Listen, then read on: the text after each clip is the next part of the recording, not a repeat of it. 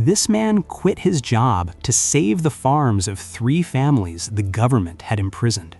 For 3 years, he worked their land, he paid their debts, and he asked for one thing in return: nothing. It's 1942. The United States is at war, and on the West Coast, a different kind of order is being carried out.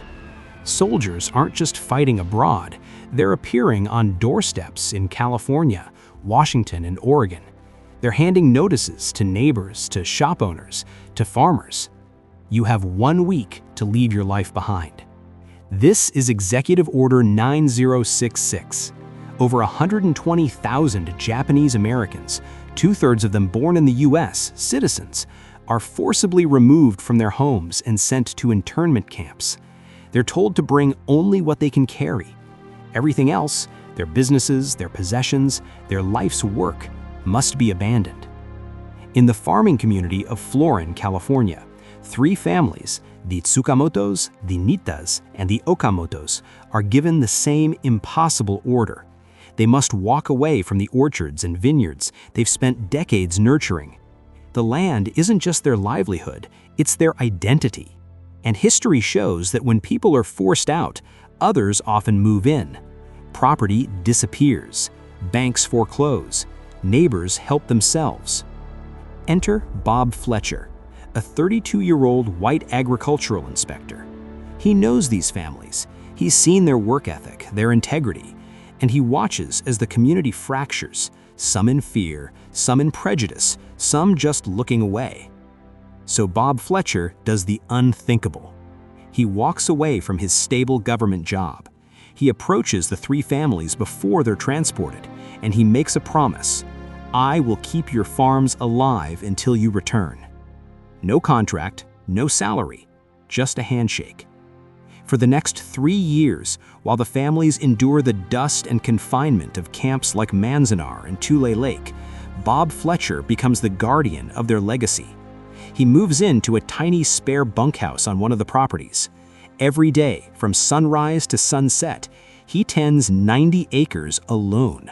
He irrigates, he prunes, he harvests, he fights off pests and disease. But his job isn't just farming, it's preservation in the face of active hostility. He pays the family's mortgages and property taxes out of his own pocket when needed. He keeps meticulous ledgers of every expense and every cent of profit, knowing he'll account for it all later. He faces suspicion from some neighbors who call him a Jap lover. He ignores whispered threats. He refuses to sell off any land or equipment despite offers. His mission is simple and almost radical in its clarity. When they come home, they will have a home to come back to. And then the war ends. The camps begin to empty. Exhausted, traumatized families return to Florin, fearing the worst. What they find is a miracle. Their land is not only intact, it's thriving. The orchards are heavy with fruit. The books are perfectly balanced. The keys are handed back. Tsukamoto would later say, "We owed everything to Bob. Because of him, we had a future." But here's what happened after the cameras didn't roll.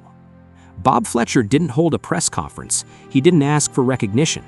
He simply went back to work, eventually buying a piece of land from one of the families and starting his own farm. For decades, his story lived only in the gratitude of those 3 families and their descendants.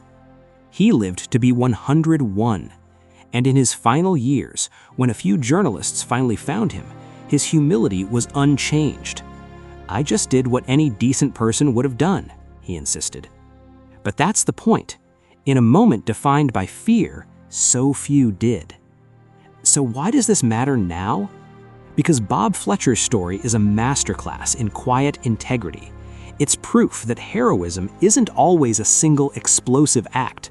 Sometimes it's a daily choice, showing up, getting your hands dirty, and keeping a promise long after the world has looked away. It asks us an uncomfortable question. In the face of great wrong, are we looking for an excuse to help or an excuse to look away? The true test of character is not what we do when everyone is watching. It's what we choose to preserve when no one is.